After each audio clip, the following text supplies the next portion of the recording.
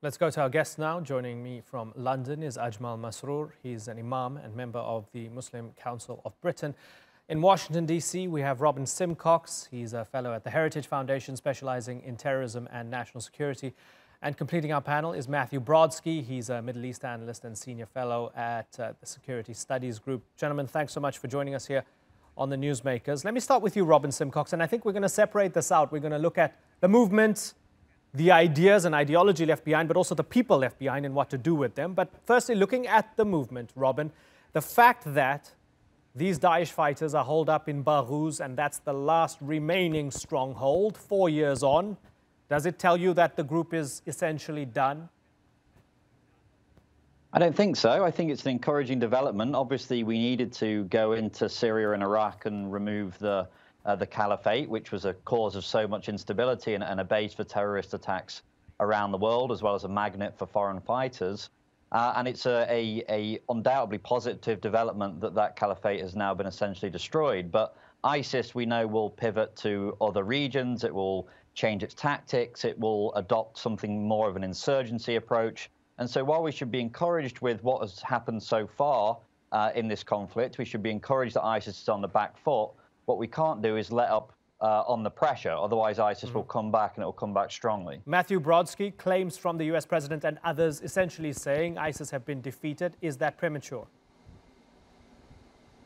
Well, if you were to apply that comment to the physical establishment of the caliphate, a territorial entity in Syria and Iraq, then yes, it has been destroyed. And that's very important because, of course, the actual physical territory creates a far larger draw when trying to bring in recruits and foreign fighters from abroad, obviously. So in that regard, yes.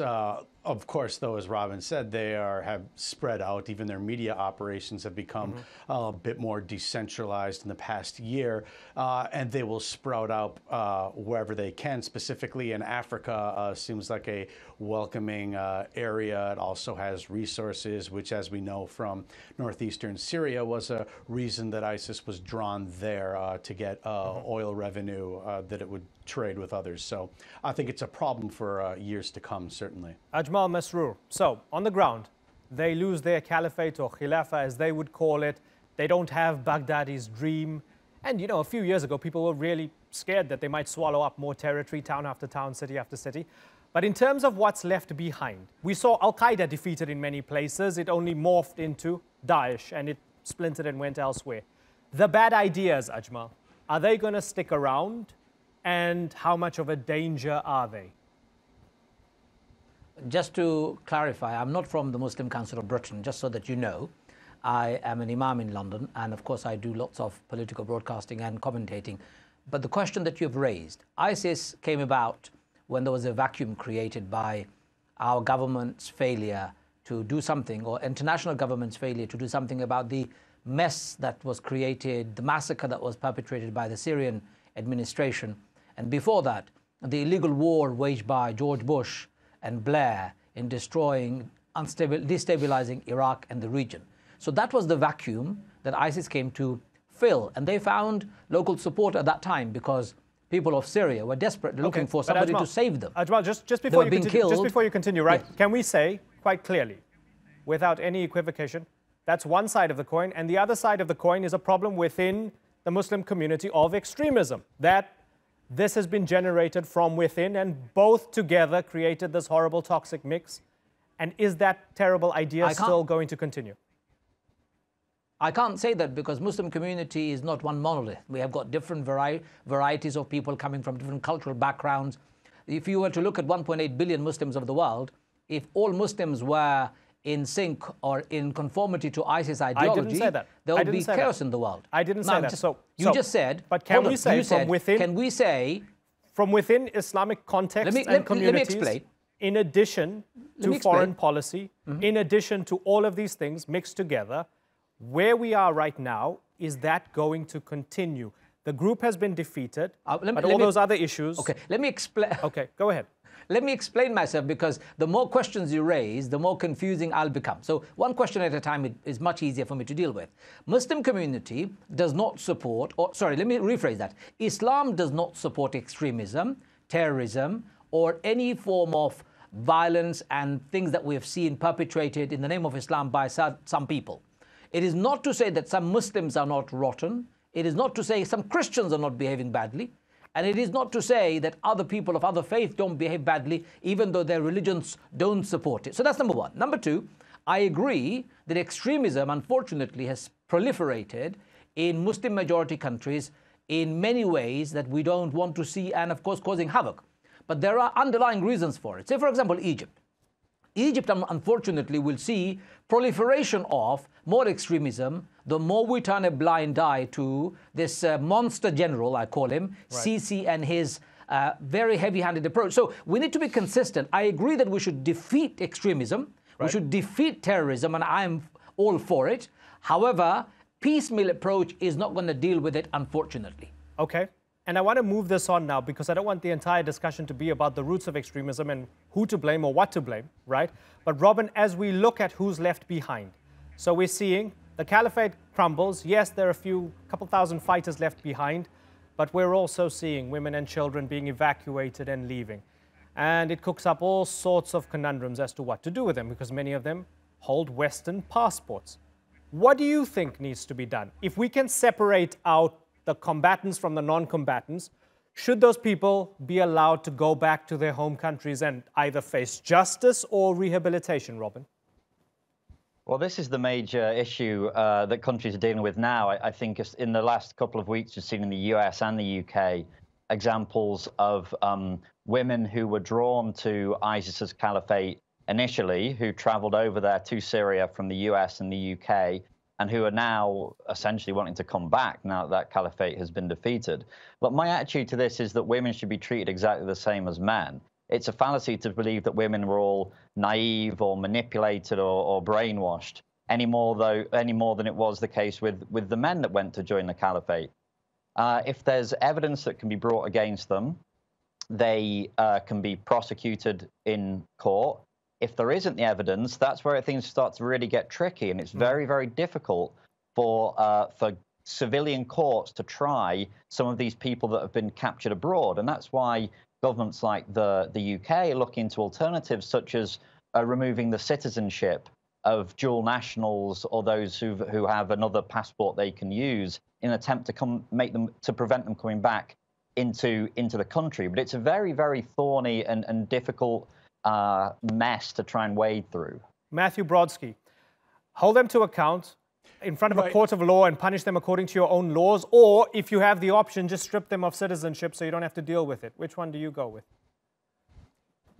Well, I think there are several options here. One, this is why Guantanamo Bay was created to begin with after the 9/11 attacks in the United States. It was for foreign fighters, people that we captured in a battlefield in a war, and this still constitutes a war.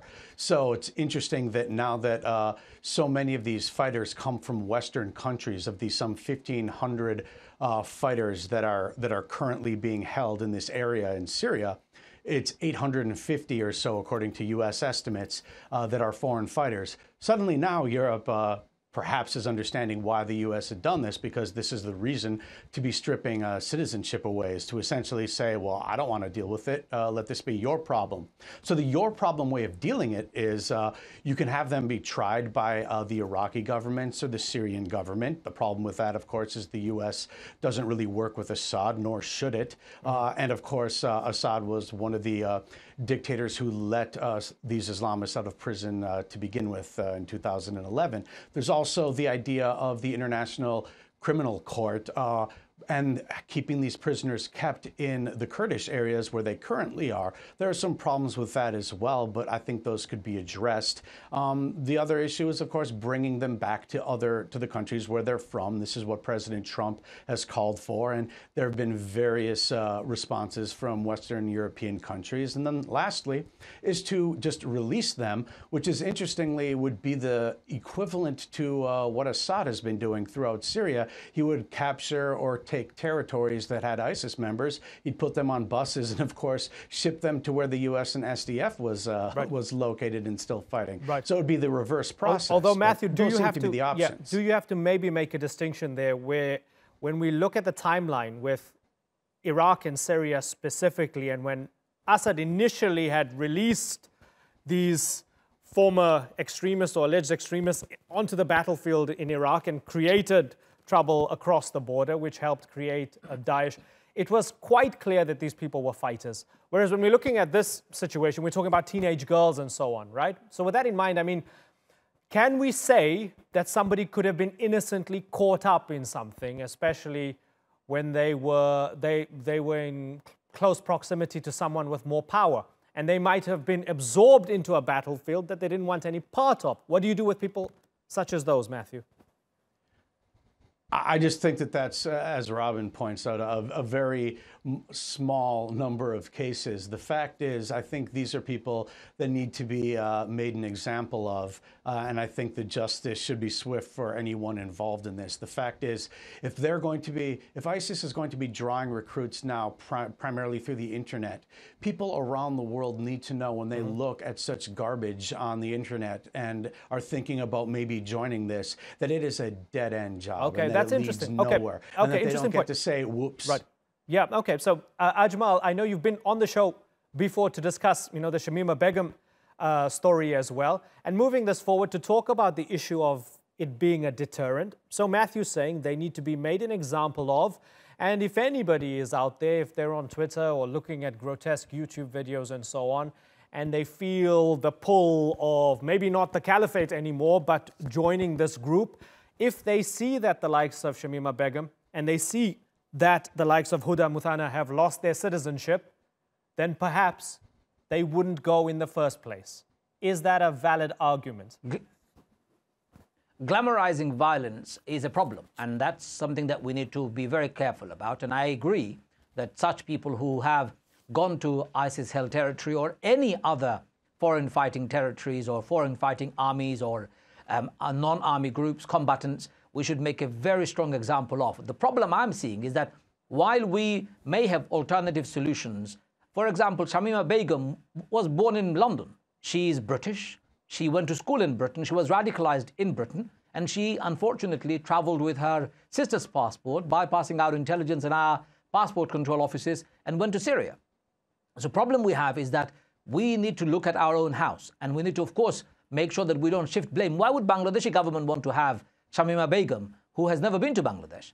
We need to bring them back, and we need to put them on trial, and we need to give them very strong punishment that it becomes a deterrent. And in the process, while they're in the prison, we need to find a way of rehabilitating. But we need to go one step further. And that step further is the contentious one. Anybody breaking the international law that we have should be punished, including people like Tony Blair for waging the war in Iraq in the first place. If Tony Blair can get away with murder and mayhem that he created in Iraq, and if the international community can get away with its silence when it came to the Syrian people, why should young people take anybody seriously? Because we are hypocrites. We say one thing, we do something else. It's okay to see the massacre of Muslims in Burma and do nothing about it. It's okay for Russia to obliterate people in Syria. There's a bunch of things you're throwing at It seems like so let's inconsistent, hold on, inconsistent policies is a problem. Right. Okay, so inconsistent solution is a problem. So consistency means I would like to see people punished for breaking the law everywhere. Okay, so you threw a bunch of stuff there. Matthew Brodsky, when Ajmal mentioned Tony Blair, you had a bit of a grimace. Tell me why. Well, I'm less inclined to take the approach that, these people, foreign fighters, would-be Islamists, are not responsible actors, that they had no part in this, that the world is happening to them, and that's the result is that they became ISIS fighters. That's not the case. They're responsible for their own actions. The fact is, if it wasn't Tony Blair or whatever war he wants to blame it on, then it's the states in which they live, which certain Sunni states appoint mosques, appoint the imams or preachers to mosques, and they preach certain ideology. This is a large standing problem, and the fact is it only gets solved when Islam itself wants to solve it, which makes the case, of course, that this is not Islamic, period. And as long as these fighters are going to be drawing on the Quran and going to be drawing on Hadith, are going to be drawing on Islamic jurisprudence to back up their actions, then it is a problem that Islam is going to have to solve. We can put the Band-Aid on it by, trying some cases here and a war here or there, but this problem only gets solved when Islam is going to solve it. Ajmal? I find that very, very shallow and very disingenuous on the part of Matthew. I'll give you an example. Let's take the example of Saudi Arabia. Who created Saudi Arabia? British did. Hold on. Matthew, I'll come to you in a second. Who created Saudi Arabia? British did. Why did they create Saudi Arabia? To further their own interest. Who did they instill as a ruler? The Al Saud family. Al Saud family stays in power by the help of Americans and Brits continuously, by buying weapons from us and by supplying us oil. Can the Saudi people free themselves of this tyranny? No. Egypt is the same. Bangladesh, Pakistan, most of Muslim countries are run by despots that we supported, we instilled, and then now we say, oh, hang on a second, our foreign policies that have been unethical, immoral, and rotten have nothing and no consequences whatsoever. I agree with you, Matthew, that those fighters who have gone to fight, those who have picked up guns, those who are killing, murdering, they should be brought to justice. Absolutely. I live with 2 death threats from those nutters. I'm consistent about my call. I'm saying the root cause of the problem is our unethical foreign policies, and we need to put that right, and we need to bring to justice everybody who has broken the law and who have caused havoc in the world, including Tony Blair, George Bush, and the ISIS fighters. Okay, I want to bring in Robin Simcox here because let's just bear in mind that these countries were occupied maybe for 20 years or so. So this is blown out of proportion and is just a cheap lie. Okay, you guys disagree on the role of foreign policy. Again. Okay, there aren't a lot of Kurdish ISIS fighters. There aren't a lot of Tibetan fighters. These have been occupied people from their perspective from a long period of time. Okay, Matthew. It's not the problem of the country there. We're running out of time here. I want to bring in Robin Simcox because I want to ask about something on the ground in Iraq right now. So setting aside the issue of radical ideology and the role of Western foreign policy in Arab and Muslim countries, looking on the ground in a place like Iraq, fascinatingly, Hans-Jakob Schindler, former advisor to the UN Security Council on ISIS and other extremist groups,